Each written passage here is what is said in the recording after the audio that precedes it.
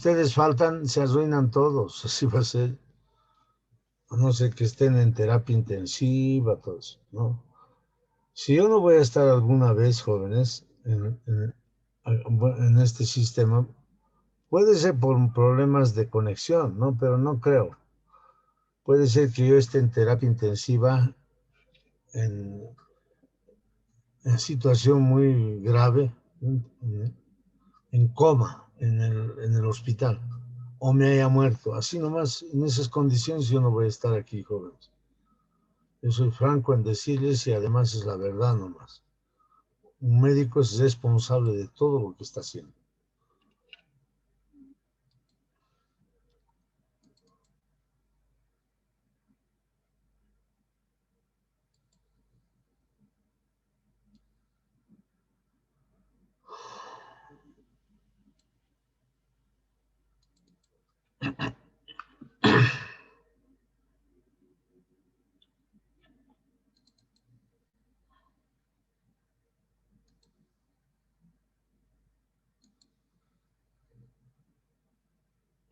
Bien, nos habíamos quedado acá. Hemos hablado de la anatomía y las aplicaciones que tiene en medicina o en otras áreas.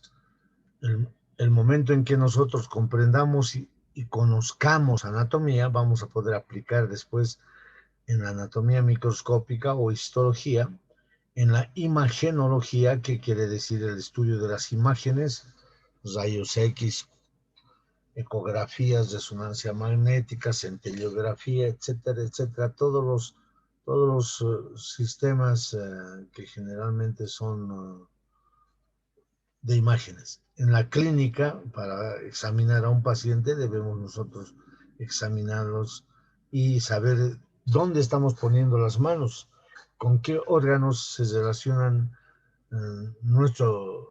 nuestras maniobras, nuestros exámenes físicos.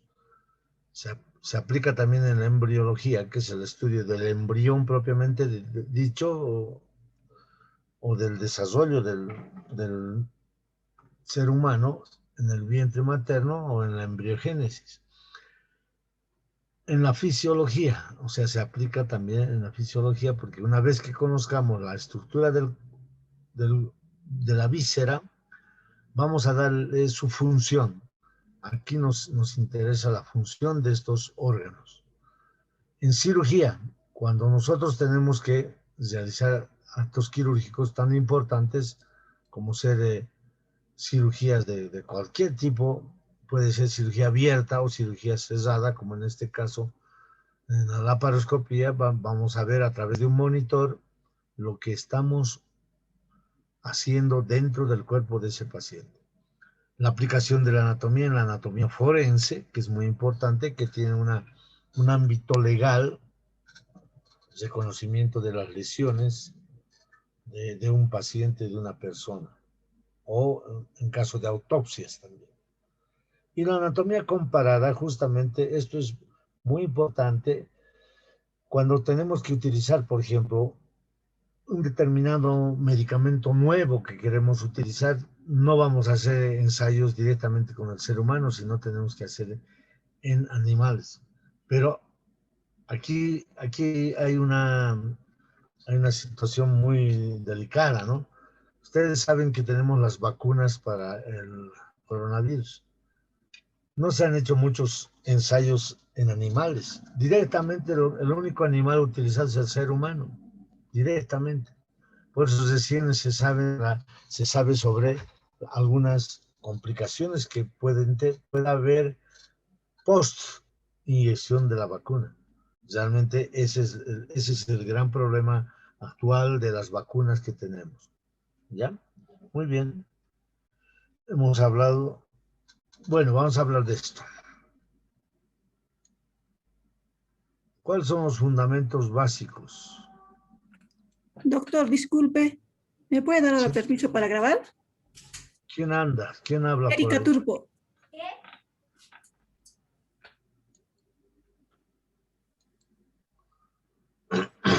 Ya. ¿Está bien? Erika. Sí, sí, doctor. Bueno, entre los fundamentos básicos que debemos tener para que nosotros nos entendamos, ¿no? Es el conocimiento de los cortes, llamados cortes, para poder ver un órgano. Primero tenemos aquí un corte que va a dividir en dos mitades del cuerpo, el cuerpo humano o un órgano, etcétera, una mitad izquierda y una mitad derecha. Ese es el corte sagital aquí por la mitad, o llamado también corte medial. Este corte sagital o corte medial va a pasar por el eje del cuerpo o de la víscera.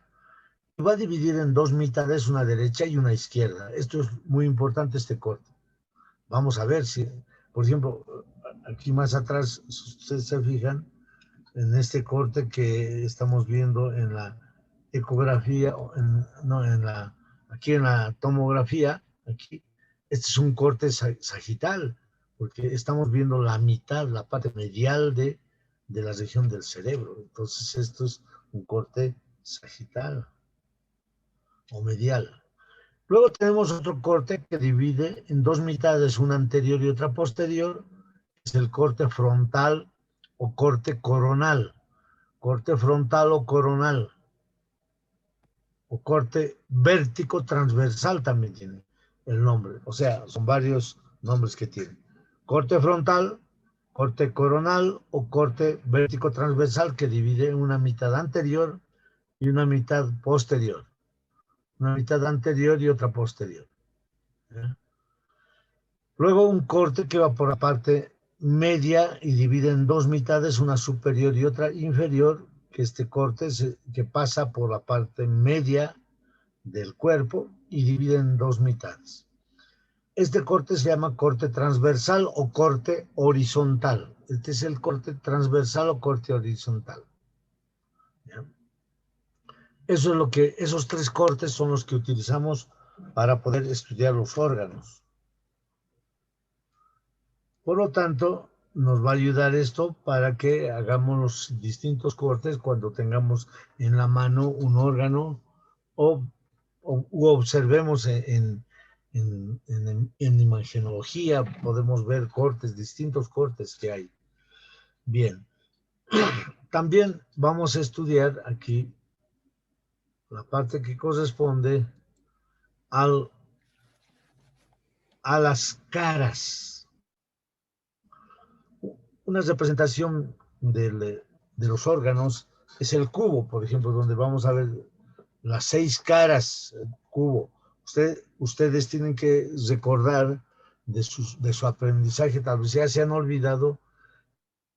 En segundo básico y tercero básico les enseñan aquí estas figuras geométricas. El cubo, el cilindro, el paralelepípedo, la pirámide, en fin, el círculo, el cuadrado, el rectángulo. Todo eso vamos a aplicar en los órganos cuando estemos estudiando todas las regiones del cuerpo. Y ya les estoy indicando, tienen que volver a fabricarse estas figuras geométricas. ¿Qué vamos a ver? Todo lo que está adelante, lo que nos mira hacia adelante del cuerpo, está en relación con el vientre. Por eso se llama región ventral. O anterior es la que nos mira, ¿ya? Porque se examina al paciente en bípeda estación, es decir, con los dos pies juntos y de pie con la frente erguida y con los brazos sueltos o en posición intermedia entre contracción y relajación. Ahí es, con el tono muscular adecuado. Por lo tanto, aquí vamos a tener una cara anterior. En el cubo también tenemos una cara anterior. Luego tenemos una posterior aquí, ¿no? En la cara posterior tenemos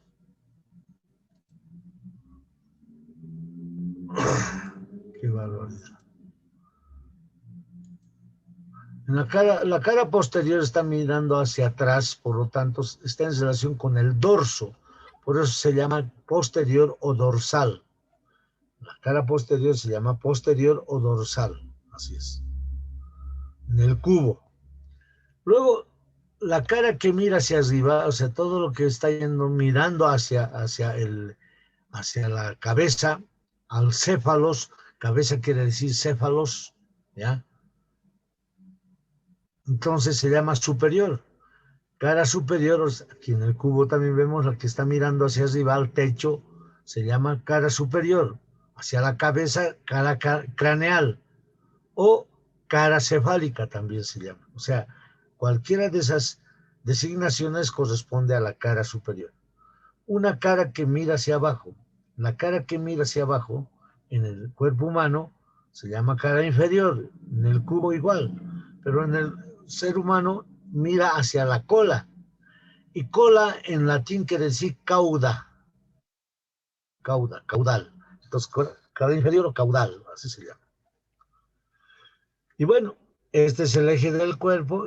Toda cara que mira hacia el eje se llama cara interna. Y toda cara que mira hacia afuera se llama cara externa. Así es. Una es cara interna y otra es cara externa. Este cubo que ustedes han debido utilizar para jugar es útil también para que sepan qué caras tiene. Entonces, toda cara que mira hacia la línea media o al eje se llama cara medial o interna. Toda cara que mira hacia afuera se llama cara lateral o externa. ¿Ya? Estas son las caras también que son necesarias explicarlas. Ahora, ¿cuál es la posición de estudio que nosotros vamos a definir para que nosotros examinemos? Hay distintas posiciones de acuerdo a las áreas que nosotros estemos explorando, pero la principal es esta donde ustedes pueden observar. Esta es la posición en decúbito dorsal. Decúbito dorsal o decúbito supino se llama. Decúbito dorsal porque el dorso está apoyándose en la mesa, ¿ya? El dorso y la nuca también en la mesa. Decúbito dorsal o decúbito supino. Esta es la forma esta es la posición de exploración a un paciente cuando está en el consultorio. Pero hay otras posiciones también. Esta posición donde el abdomen está sobre la mesa. Esto se llama decúbito prono o decúbito ventral. Decúbito ventral o decúbito prono. Cuando uno de los miembros está sobre la mesa, se llama decúbito lateral. Decúbito lateral izquierdo o decúbito lateral derecho. O sea, si la izquierda está sobre la mesa, es decúbito lateral izquierdo.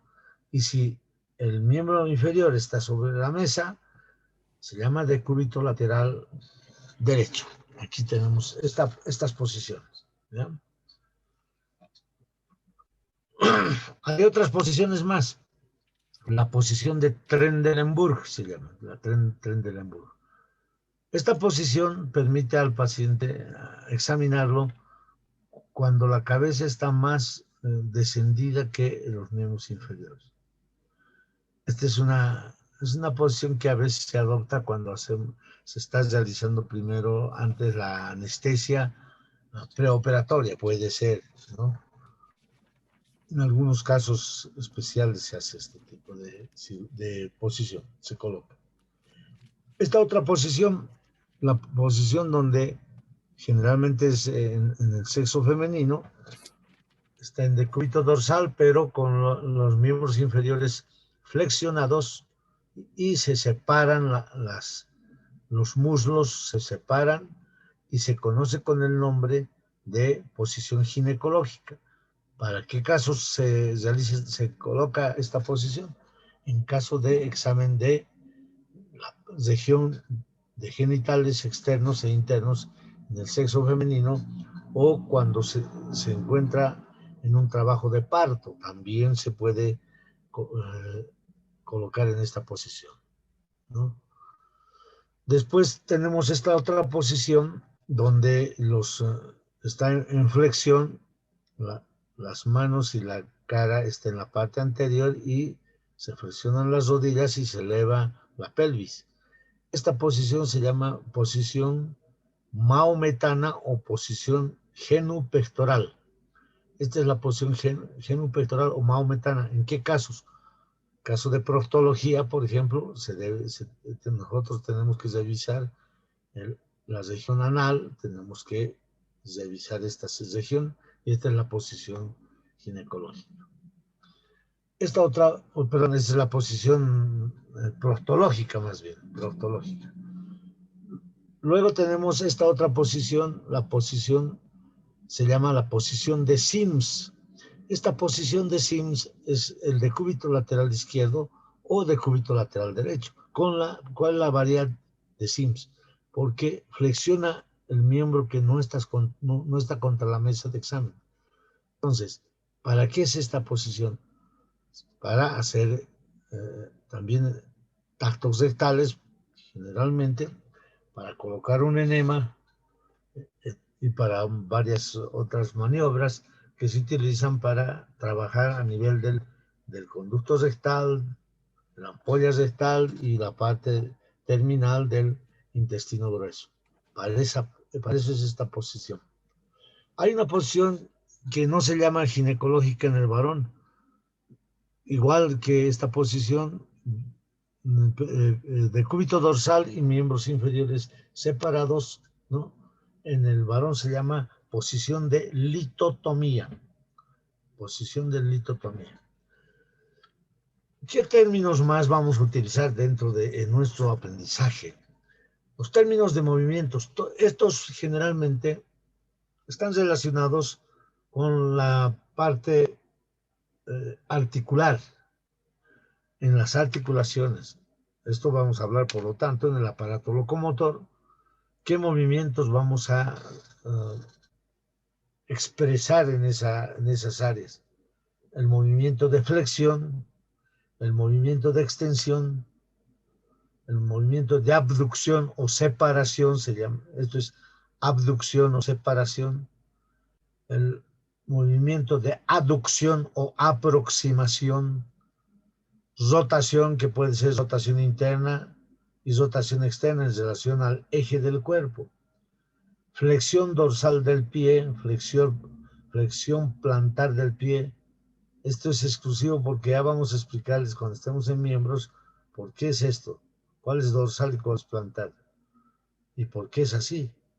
Inclinación lateral y deslizamiento. Estos son algunos movimientos. Falta aquí algunos. Un movimiento muy importante, el de circunducción. El de circunducción, ese es el que nosotros debemos tomar en cuenta. El movimiento de circunducción. El movimiento de circunducción, ¿cuál es? Ese movimiento va a cumplir una serie de un proceso de flexión, extensión, abducción y aducción, o sea, se dan cuenta, y rotación. Todos estos movimientos juntos van a producir el movimiento de circunducción. Ya vamos a ver cuáles son esos, exactamente. Aquí vemos en la flexión de los dedos, por ejemplo aquí, flexión, extensión, es otro movimiento de extensión. Separación, por ejemplo aquí en la mano, cuando el eje va por la parte media de la mano y por el dedo medio.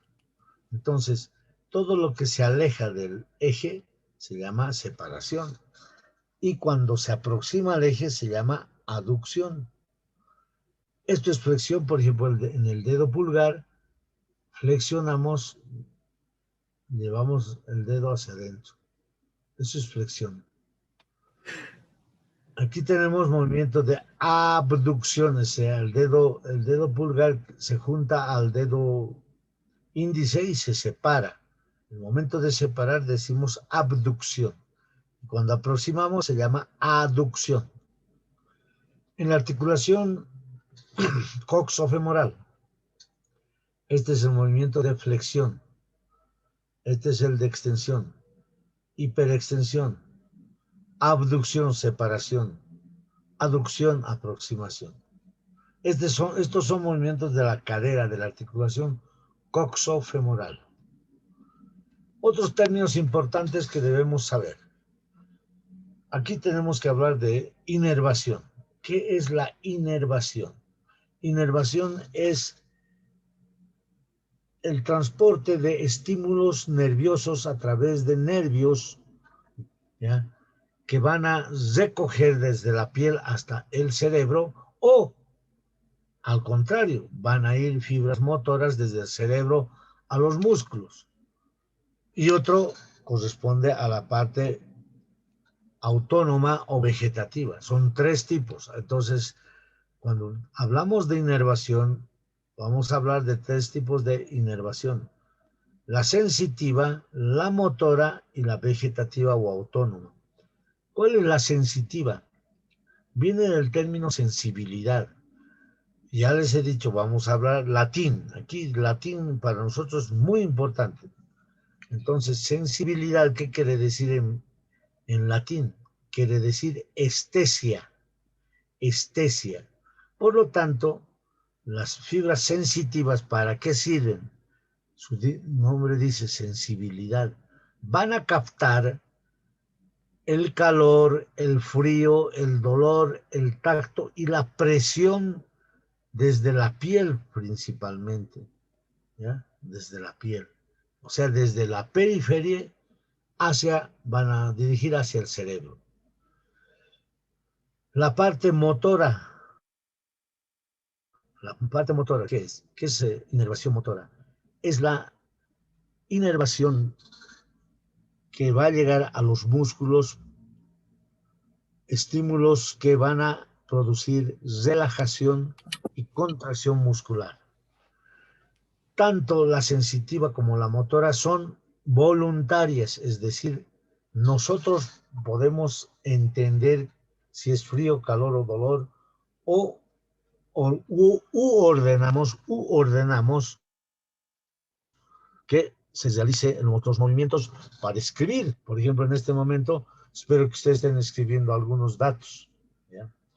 Y luego, finalmente, la vegetativa o autónoma, su nombre dice, no corresponde a nuestra voluntad. Esto va a trabajar en forma independiente y permanentemente, por ejemplo, en la parte de los órganos, en todos los órganos del cuerpo, desde la región, desde las glándulas inclusive, van a tener una inervación vegetativa o autónoma. Aquí tenemos, por ejemplo, la inervación sensitiva, que estamos viendo, la sensitiva. Se nos va a cortar la sesión y dentro de 10 minutos vamos a volver. O 5 minutos, 5 o 10 minutos. No se salgan. Entonces aquí es la inervación sensitiva, por ejemplo, aquí está con colores las áreas de inervación sensitiva de los nervios del plexo braquial, que vamos a hablar en su momento cuando llevemos esto. Esto es sensibilidad. Aquí la mano y la lengua son los lugares altamente capacitados para captar la parte sensitiva, la mayor parte. Aquí tenemos la inervación motora.